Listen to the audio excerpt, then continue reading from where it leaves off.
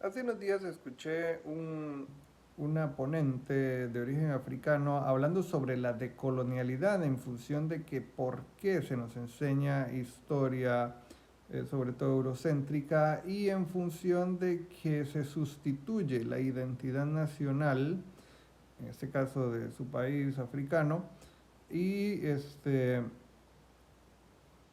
con respecto a lo que es la historia universal, lo que se nos hace creer sobre lo que es historia universal y en contraposición la historia de los vencidos, digámoslo así. Se entiende muy bien lo que es la historia y si no se tiene una idea de lo que es la historia es difícil entender. La historia es la sucesión de eventos, sobre todo bélicos, que han acontecido desde el origen de la humanidad hasta la actualidad. Se estima que probablemente en el futuro se logre construir una historia más en función del quehacer doméstico, sin embargo es extremadamente complicado hacer ese tipo de cuestiones basándonos en simplemente evidencia arqueológica y los escasos escritos que existen en la antigüedad. Bien, dejando el tema de la historia de lado, una de las interrogantes más interesantes que hay es el hecho de que por qué cuando no reconoces cómo se construye la historia, claro que la construcción de la historia es eurocéntrica, eso es más que obvio. Sin embargo, nosotros como sujetos pensantes de las periferias, podemos entender de una manera un poco distinta cómo fueron los acontecimientos en realidad. Entonces, el punto es los argumentos en contra de la decolonialidad y en contra del eurocentrismo. Perdón, a favor del eurocentrismo. Y una de las cuestiones más interesantes es que si hablas de decolonialidad, de eurocentrismo o de que nuestra historia realmente es la historia de Europa y que el resto de pueblos se dejan de lado, se tacha de izquierda, de una izquierda muy, muy difusa. Cuando reconoces cómo funciona lo que es la teoría política, cómo se construye lo que fue sobre todo las ideologías políticas del siglo XX, que es lo que a nosotros nos atañe en la actualidad, porque pareciera que es una cola que ha quedado rezagada en las mentes de la población en general.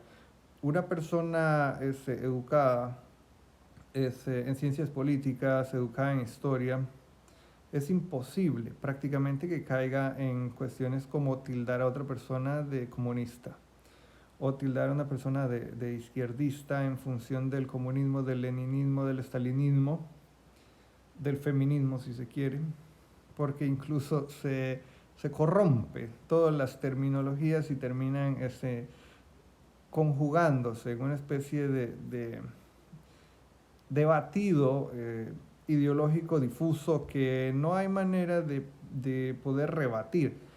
El punto es que no te discuten sobre lo que es el eurocentrismo como tal, sobre la decolonialidad, sobre la identidad nacional, sobre la historia local, sobre la historia nacional, si se quiere también, que también son términos que ya comienzan a desdibujarse si no comprendes cómo funciona lo que es la construcción y a través de lo que es el proceso histórico.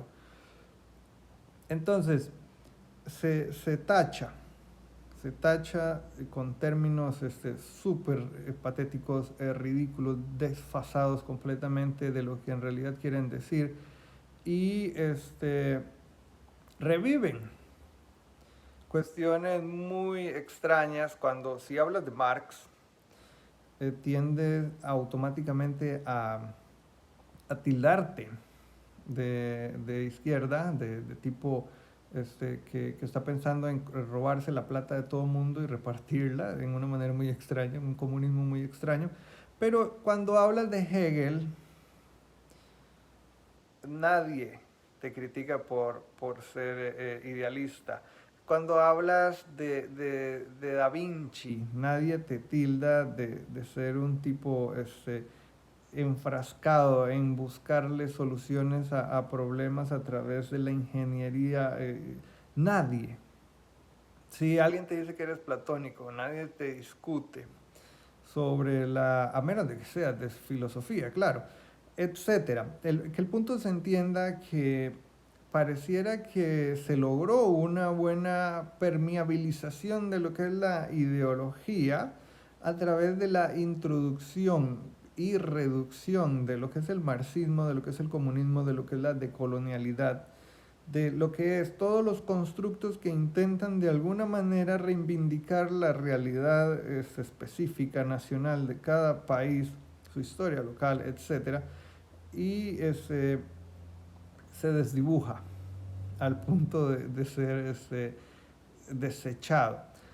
Pues claro que la historia universal europea es hermosa, claro, pero cuando vemos que intentan saltar hacia Egipto, queda muy en camisa de fuerza y siempre se nos arroja que los griegos son quienes en realidad aprenden a pensar de una manera filosófica y práctica. Es decir, la filosofía se transforma en un instrumento de pensamiento. Aunque las demás personas nadie dudara de que pensaran, que tuvieran pensamientos abstractos y obviamente que filosofía, pero eran muy decadentes. Pero cuando te vas a observar la historia de lo que es Grecia, ¿dónde? ¿A dónde miraba Heródoto, por ejemplo? Miraba obviamente hacia Egipto. Pero ¿por qué ese Egipto queda invisibilizado y queda transformado en una especie de sitio de culto donde la civilización aparentemente construyó obras tan monumentales que no pareciera que los seres humanos construimos? Y entonces termina destruyéndose, desfasándose en los albores del tiempo cualquier intento de pues plasmar una historia un poco más general y no intentar que nos cuenten una historia de un pueblo que aparentemente es la historia de todo el mundo. Entonces, eso sería el video un poco, es la crítica sobre la gente que critica sin tener el más mínimo atisbo de lo que es cultura, de lo que es historia y de lo que es filosofía.